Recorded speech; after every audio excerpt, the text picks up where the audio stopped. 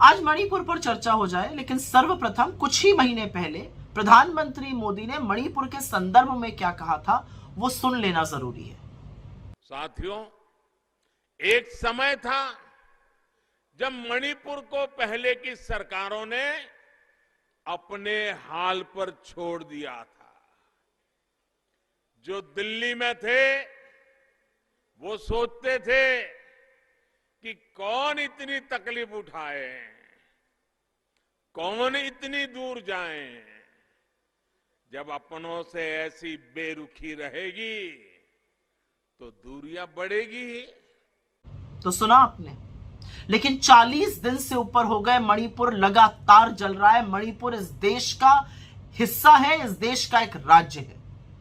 हिंसा का यह आलम है कि लोग एक दूसरे के खून के प्यासे हुए पड़े। 103 लोगों से ज्यादा की मौत हो चुकी है, 60,000 से ज्यादा लोग विस्थापित हो गए, तमाम बिल्डिंग फूंक दी गई है, आम लोगों का, विधायकों का, सांसदों का घर तो जल के स्वाहा हो ही गया था। अब बीजेपी के अपने एक मंत्री का घर जल के खत्म हो चुका है। कानून व्यवस्था पूरी तरह से ध्वस्त है, स्थिति नहीं संभल रही है, इनफैक्ट बद से बदतर होती जा रही है। लेकिन ऐसा प्रतीत होता है कि दिल्ली की भाजपा सरकार को मानो कोई फर्क ही नहीं पड़ रहा है। स्थिति राज्य सरकार से कंट्रोल नहीं हो रही है, दिल्ली के हुक्मरान हाथ पे हाथ धरे बैठे हैं।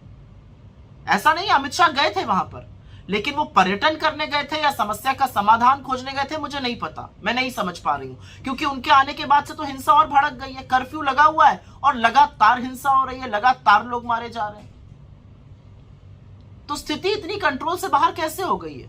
इस देश के प्रधानमंत्री जब वहां पर चुनाव प्रचार कर रहे थे, नरेंद्र मोदी जी, तो अगले 25 साल की नींव रखने की बात करते थे। अब जब हिंसा भड़की हुई है तो ना शांति की एक अपील है, ना एक सार्वजनिक रूप से उन्होंने शब्द बोला है इस हिंसा के खिलाफ, इन मौतों के खिलाफ।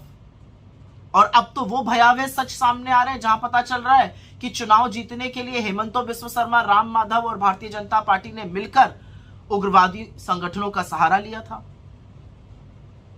और मीडिया के मेरे साथियों से सिर्फ मैं इतना कहना चाहूंगी, क्योंकि मणिपुर दिल्ली से दूर है, क्योंकि मणिपुर में भाजपा की सरकार है, और क्योंकि मणिपुर की हालात बताने से इन लोगों के काले कारनामे सामने आ जाते हैं, कब तक कवर फायरिंग दीजिएगा?